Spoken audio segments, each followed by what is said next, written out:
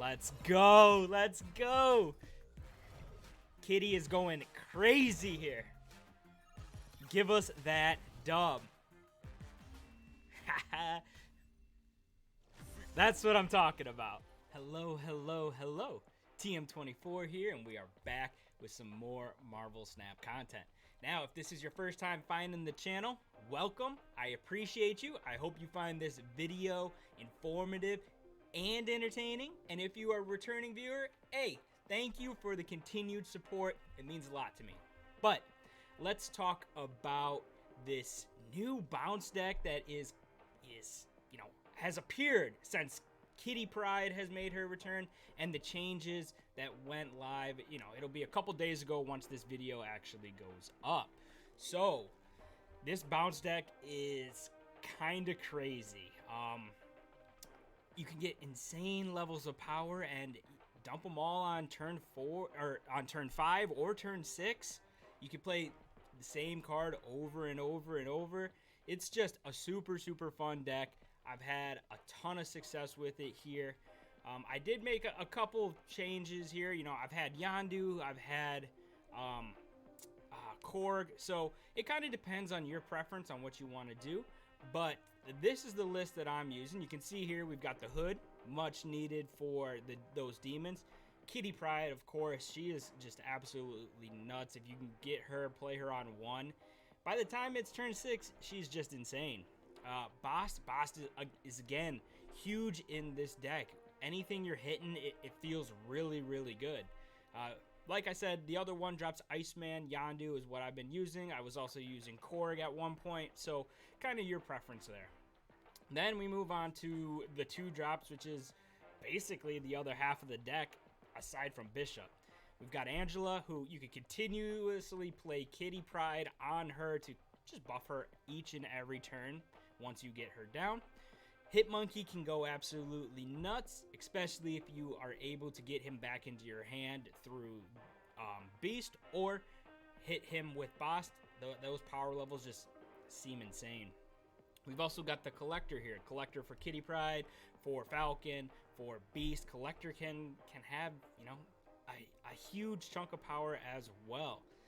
Then we've got, of course, Beast and Falcon, which are bringing all those cards back to your hand, buffing up our Collector, allowing us to play them again, allowing us to continuously buff our Angela and our Bishop. And then I wanted to include Jeff, just because a lot of people are playing Storm, or there are a lot of locations that typically you can't reach, and outside of Jeff, I don't think there's a really good target, a really good card for this deck. Additionally, he's great on Angela as well, because you'll continue to buff her, and it's just he's a great inclusion. And then we talked about Bishop.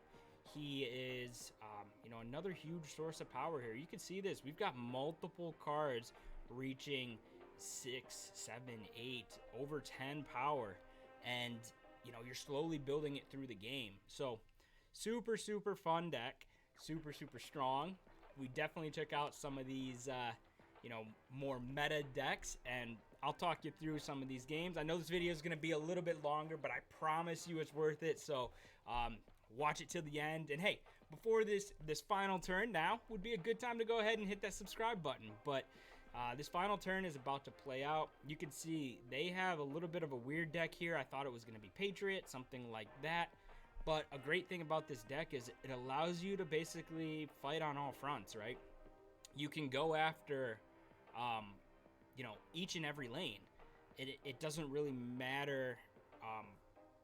You can decide later on which lane you're attacking, and that gives you a ton of flexibility, allowing you to win games like this one where we didn't have anything really in that center lane, but we were able to drop Jeff down. Again, his inclusion showing up there. This game was absolutely crazy. We get Kitty Pryde, and we decide to toss her into the cloning bats so we can get a second one. We probably should have stopped there. 2 probably would have been enough. It would have, helped us not have a super full hand, but we decided to just go crazy with it. We wanted to play as many Kitty Prydes as we could, and that's what we did. So we get 2 more. Like I said, probably overkill, probably did not need to do that. As you can see, our hand filled up really quickly, so we did have to, start playing some other cards here, with the collector being a great option just because of, all the Kitty Prydes in our hand now. Everything coming back to our hand. We also decided to play boss because why not?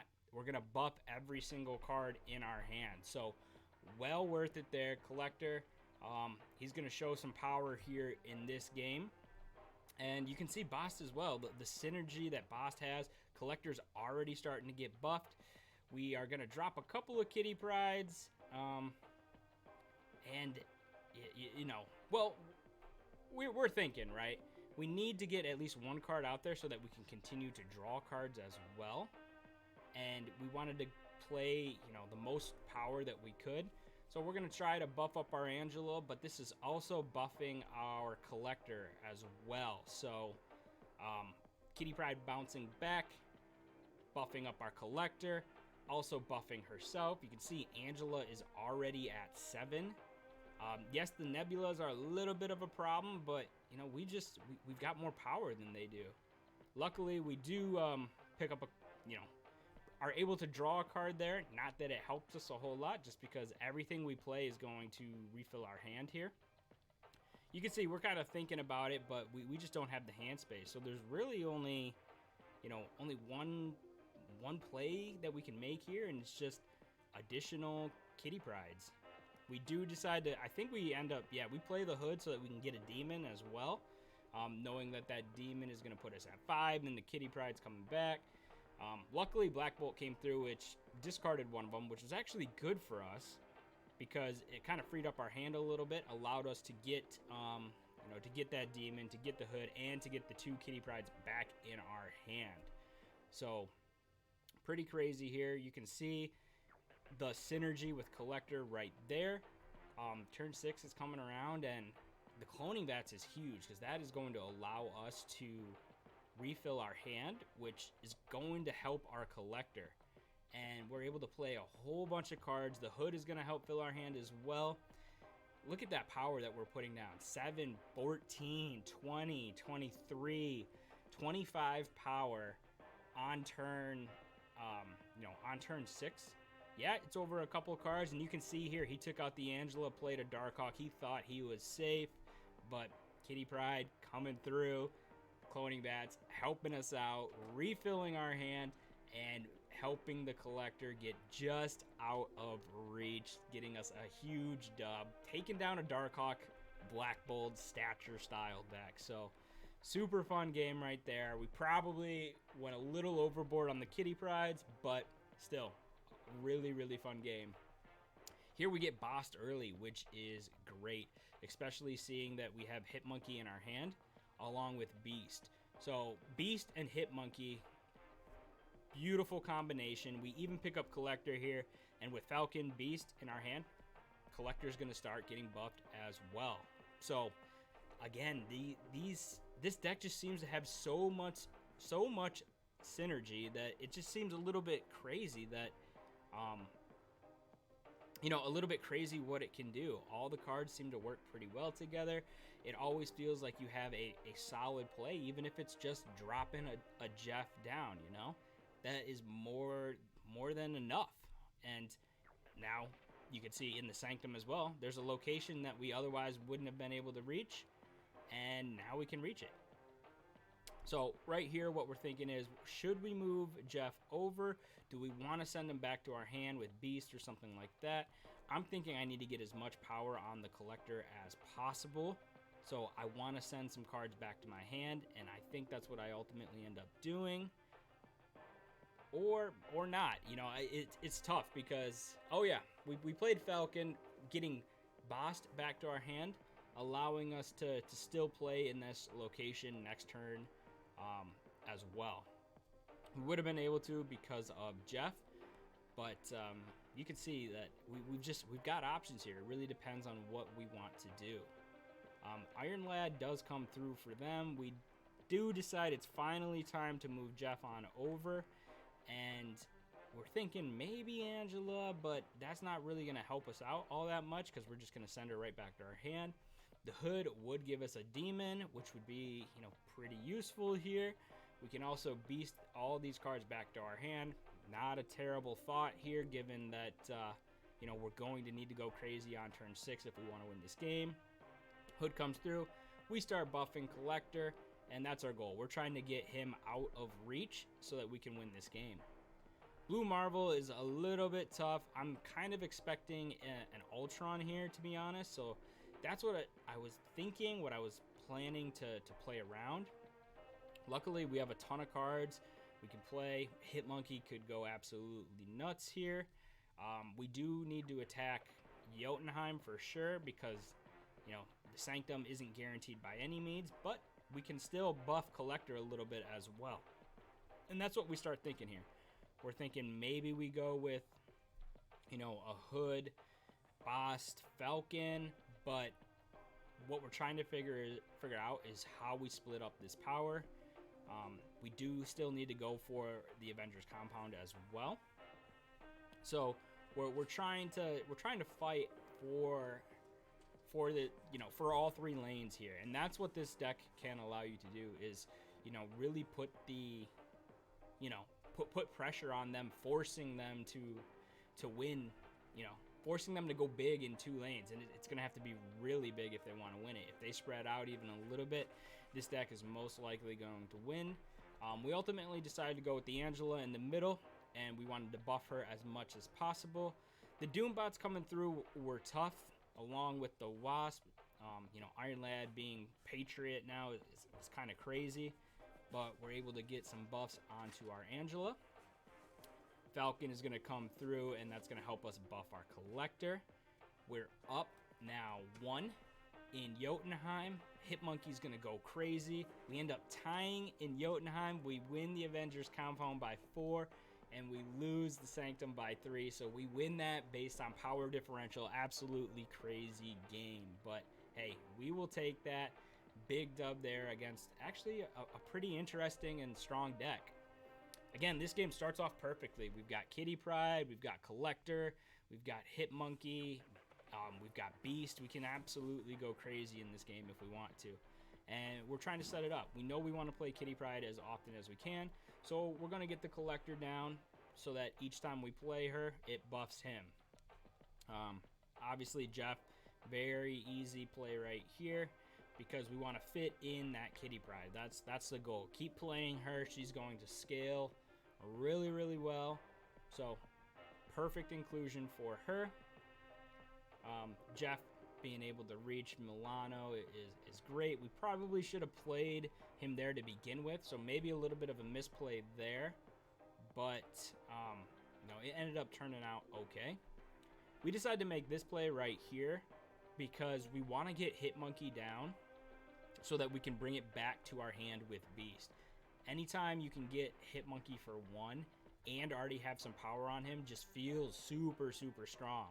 He can almost solo a lane because a lot of the time then you're playing a bunch of free cards. In this instance, we're going to be able to play a free Iceman, a 1 power Collector, and it's going to be huge. So we get our Iceman down, we get our Hitmonkey down. Kitty Pryde's going to pop back to our hand, which is great.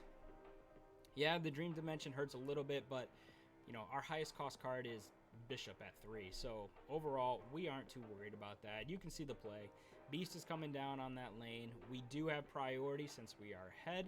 We play Kitty Pryde into Hulla. It doesn't really matter. We know that they're going to play in Milano. Jeff is going to be our only card there. That's the plan, because we wanted to bring all those other cards back to our hand. We get a lot more value by doing that than trying to fight for a location where, our cards might not stick. Darkhawk comes down. We probably could have beaten that, but not with the play that we made on 4. So now it's just a matter of finding the right plays. We know that we can't win Milano, right? We can't play there anymore. We've got a bunch of cards in our hand, though, so we can definitely try and work something out. Collector going right back to Dream Dimension seems like a pretty obvious choice, but what you got to do with this deck is really think about your plays. Think about what you're going to do, because you know, you've got that flexibility, but it also brings up more decisions. So your decision making kind of has to be on point here.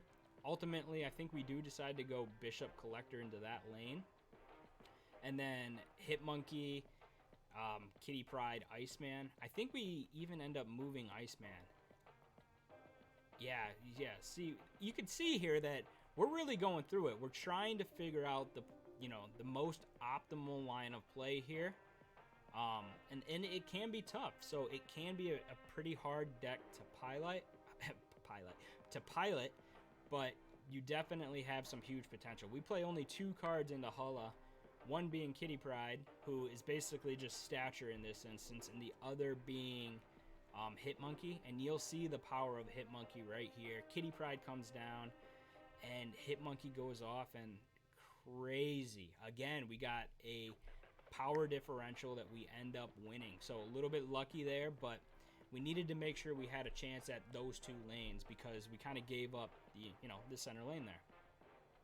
Again, another game where we get Kitty Pryde early. This game highlights the comeback potential of this deck even when something goes wrong. So you can see here we've got we got Elysium, which is great for us.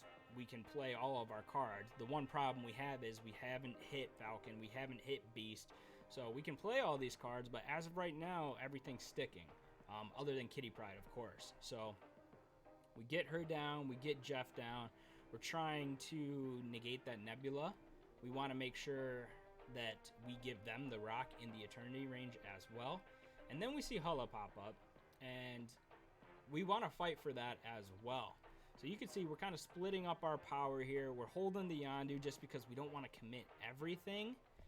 And we're just trying to figure out the best play. I even think maybe I should move Jeff, just give them Hulla, but I kind of want to fight for it. I kind of want to destroy that Nebula. So ultimately, we end up going back to pretty much the same play that we were thinking.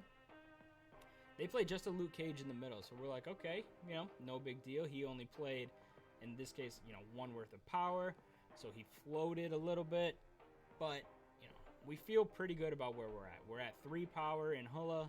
We've kind of neutralized their Nebula for now, but I have a feeling that they're gonna go for it, so I kind of want to go for it as well. I want to, if I can destroy that Nebula, it could really, really cripple their game. But I don't want to lose it myself either. I'm looking at their hand. I want to see how many cards they have. I pull Yondu back, and I'm like, okay, let's go for it. Let's throw 9 power there. That puts us at 12. In my head, I'm like, that should be enough, right? All we held back was Demon and Hitmonkey. So we could be in a little bit of trouble if we miss here. And once I see 3 cards come through on that location, I am extremely worried. She-Hulk came out. Ghost came out, and then a Korg, and I lost Jeff, Yondu, and Kitty Pryde. For sure thought, well, this game is probably over. Luckily, we hit Falcon, so we're gonna be able to get some of these cards back to our hand. We can buff up our Angela a little bit, and since we know Hulla is, that's done. That's 14 power there. As long as we continue to negate their Nebula, that's a lane that we potentially can take. So we need to get all these cards back to our hand. We do pick up Collector. So again, now it's all about decision making. How do we make sure that we put enough power in all the locations that we need to? And it can be really tough. You really have to take your time playing, taking these turns, because one simple mistake and you're going to end up losing it. In this case, I kind of want to fight for all 3 locations again. So I'm trying to figure out how I can do that. Him skipping that turn 5 makes me think he has an Infinite ready to come down. I don't know if that's the case or not, but that's what I'm thinking. So my goal is to put enough power in the Eternity range, Elysium, and Hulla to be, ahead in all of them, because if it's Infinite, he's only playing in 1 lane, right? I don't know if that's his play or not, but that's what I'm guessing. And you can see I'm making these plays, rethinking them, making them again, rethinking them, until finally we land on it. I feel a little bit fortunate when I see him kind of move completely out of Elysium. That means that I will have taken that with, only 5 power, which was kind of the plan. Well, 6 power. and he came through with a Shang-Chi and Shadow King. He must have thought I was going hard for that. I don't know why he gave up the Elysium like he did, but we ended up getting that dub. So yeah, just a couple final words about this deck. It can go absolutely insane. Your highest cost card is a Bishop at 3, which is absolutely wild, but if you've got these cards, definitely give it a shot. I feel like a lot of them are pretty crucial. The Hood, Kitty Pryde, Angela, Hit Monkey, Bishop all seem, obviously Beast and Falcon because you're sending cards back to your hand. I do think you have a couple flex spots, maybe with, you know, the Jeff spot. I kind of told y'all why I liked him. Iceman Yondu, it could be Korg, it could be, maybe you put an Electra in there to kind of take out, you know, one of your opponent's one drops. There are tons of Nebulas, lots of Kitty Pryde, so if you can kind of predict, Electra might be a pretty good option here. So overall, this deck is super, super fun. I've been climbing with it. It seems to be able to compete with even, you know, like Darkhawk Stature. We took out Thanos. We took out a bunch of really strong decks. So if you've got the cards, give this one a shot. You will not be disappointed. But thank you all for watching the video. If you haven't subscribed yet, go ahead and hit that subscribe button now, as it really does help me out. But until next time, have some fun.